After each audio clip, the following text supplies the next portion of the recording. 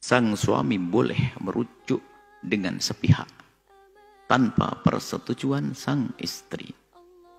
Karena hakikatnya perceraian tersebut adalah untuk memberikan pendidikan agar belajar.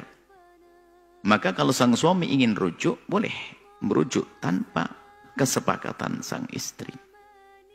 Dan kapan sang suami merujuk mengatakan, aku rujuk kembali, maka detik itu juga dia menjadi istrinya lagi dan tanpa harus dengan saksi.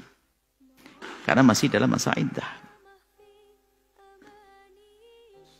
Nah, kalau wanita tersebut atau mantan istri Anda itu sudah Anda rujuk kok menikah lagi, maka pernikahan yang kedua, pernikahannya adalah tidak sah karena dia masih menjadi istri Anda. Tidak sah pernikahannya. Lalu solusinya bagaimana? Anda harus lapang hati demi kebaikan.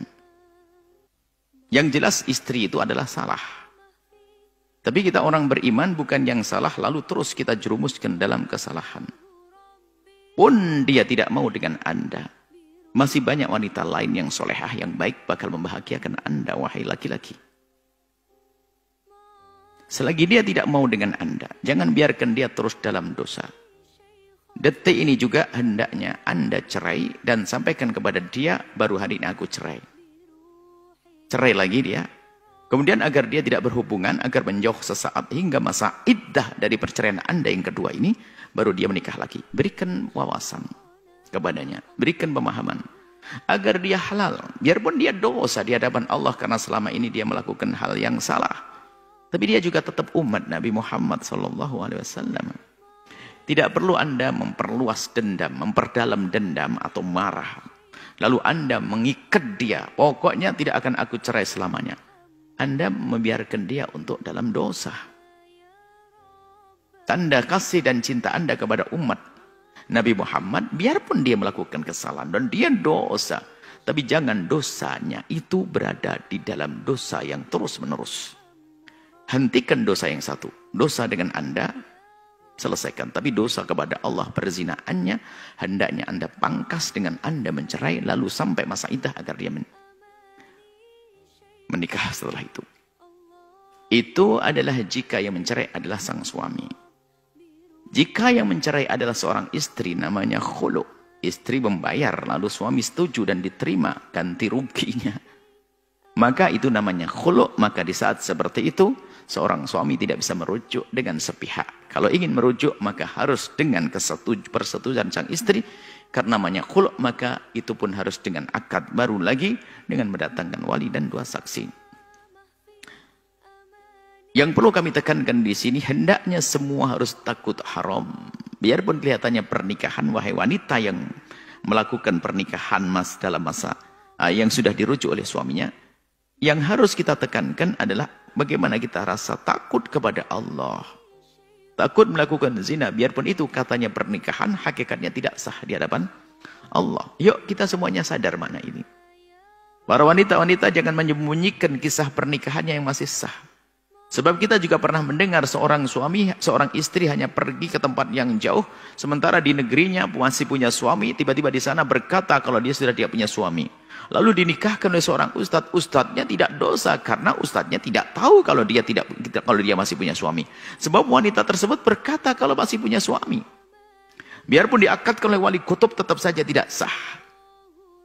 Ini perlu kejujuran. Di sisi lain nasihat bagi suami yang menemukan istrinya naudzubillah dirundung kehinaan dalam kenistaan.